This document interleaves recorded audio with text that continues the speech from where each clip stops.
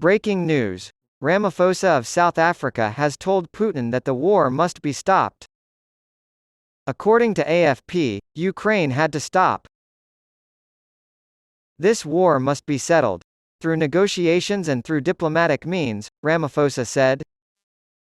He continued, saying that the 7 African leaders in his delegation would like this war to be ended. Ramaphosa said, "This war is having a negative impact on the African continent and indeed on many other countries around the world," before meeting with Putin.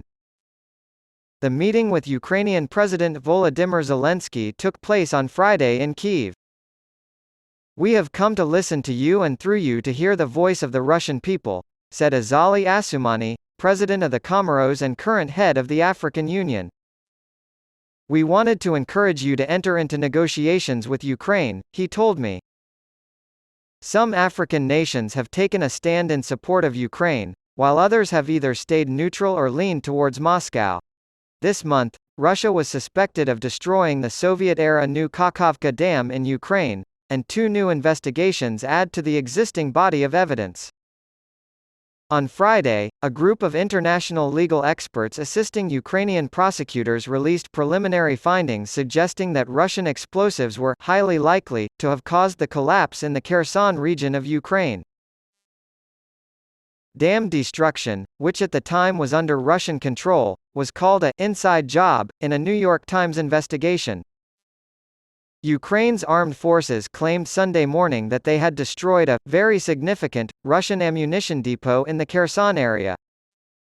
And Russia's defense minister has come clean about the tank shortage plaguing his country's armed forces. With Kyiv launching a counteroffensive using Western tanks and weapons, Sergei Shoigu has called for more to be produced to meet the needs of Russian forces in Ukraine.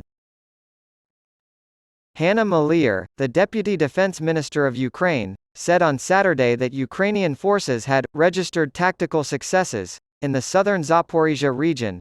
The destruction of the Soviet-era New Kakhovka Dam in Ukraine earlier this month has been linked to Russia, and several reports published late last week add to the growing body of evidence.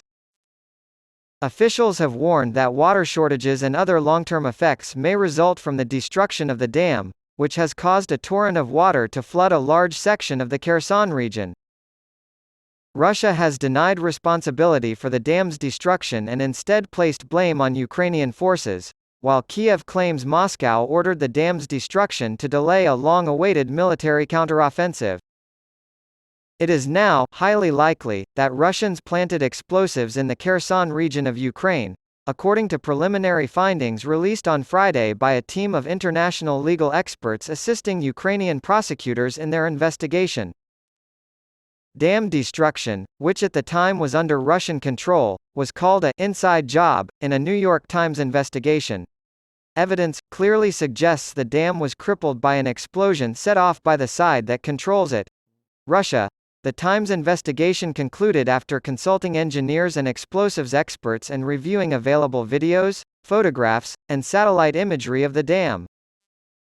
It claimed that the dam was practically impenetrable by shelling and that the only plausible explanation for its destruction was the detonation of an explosive charge in a tunnel beneath the dam's concrete foundation.